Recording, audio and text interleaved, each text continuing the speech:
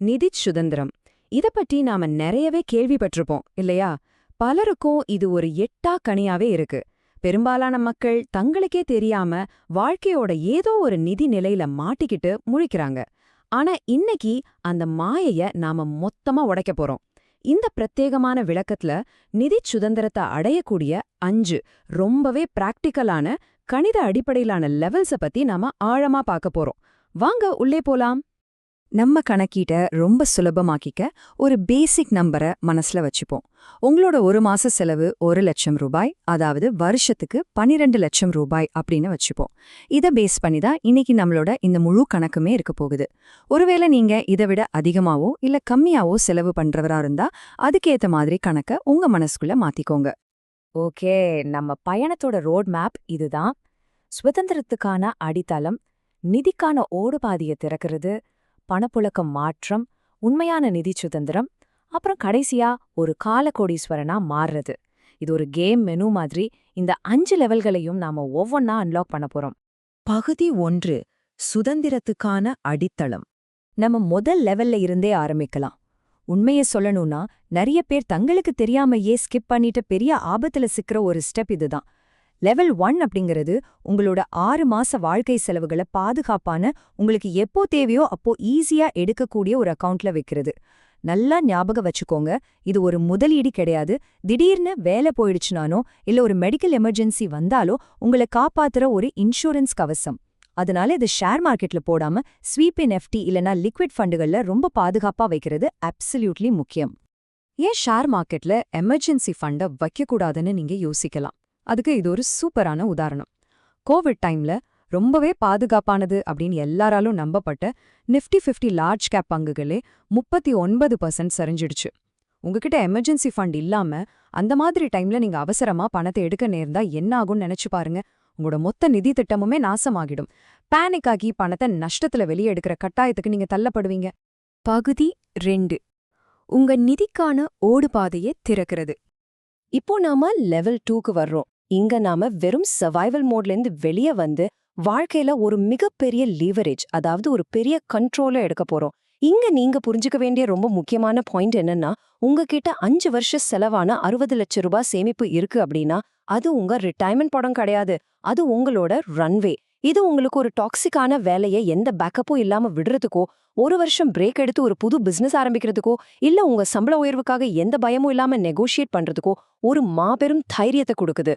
ஆனா பெரிய தொகைகளை தொடுறதுக்கு முன்னாடி நம்மளோட சிந்தனையில ஒரு பெரிய மாற்றம் தேவை. உங்ககிட்ட கோடிக்கணக்கில் பணம் இருந்து வாழ்க்கையில என்ன பண்றதுன்னே தெரியலனா, டோனி ராபின்ஸ் சொல்ற மாதிரி அது ரொம்பவே ஒரு பரிதாபகரமான நிலைதான். அதனால அந்த மன நிறைவை கண்டுபிடிக்க உங்களை நீங்களே இந்த 3 கேள்விகளை இப்போதே கேட்டு பாருங்க.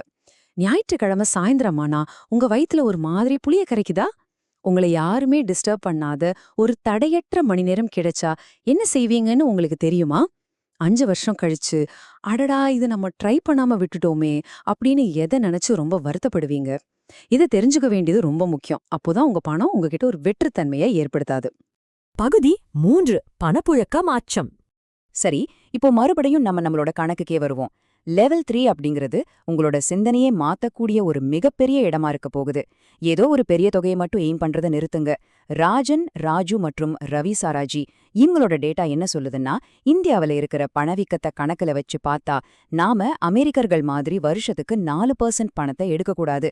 இந்தியாவை பொறுத்த வரைக்கும் பாதுகாப்பான திரும்ப பெறும் விகிதம் வெறும் 3% மட்டும்தான். இதை நாம கண்டிப்பா ஞாபகம் வச்சுக்கணும். இப்போ இதை கொஞ்சம் நல்லா கவனிங்க. ஒரு பல்லது 2 கோடிகளை கொண்ட தொகுப்பு நிதி உங்க வாழ்க்கையோட ஒரு குறிப்பிட்ட பகுதியை எப்படி தானாகவே எந்த கஷ்டமும் இல்லாம கவனிச்சுக்குது அப்படின்னு பாக்குறது ரொம்பவே இன்ட்ரெஸ்டிங்கா இருக்கும். 1 கோடியிலிருந்து மாசம் 25,000 ரூபாய் உங்களுக்கு கிடைக்குதுன்னா உங்களோட வருஷத்துல 3 மாசம் நீங்க உழைக்காமலே கழிக்கலாம். இதுவே 2 கோடியா மாறும்போது உங்க வாழ்க்கையோட பாதி செலவு, அதாவது 6 மாச செலவு அசால்ட்டா கவர் ஆகிடும். இது பார்க்கவே செம்மையா இருக்குல்ல? நீங்க அந்த 2 கோடி ரூபாய் மார்க்க தொடும்போது கோஸ்ட் எஃப்ஐ அப்படிங்கிற ஒரு சூப்பரான விஷயம் அன்லாக் ஆகுது. அதாவது உங்களோட செலவுகள்ல 50% முதலீடுகள் மூலமாவே கிடைச்சிடுது.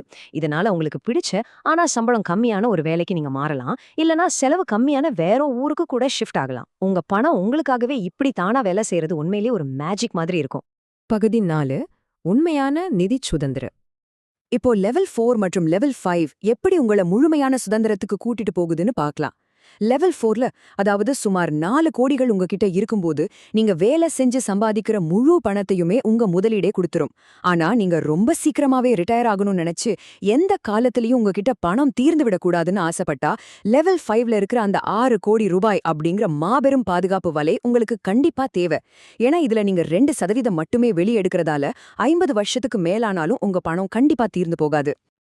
உங்களோட நிதி திட்டமிடல குறைஞ்சபட்சம் 90 வயசு வரையாவது நீட்டிக்கிற மாதிரி பிளான் பண்ணுங்க.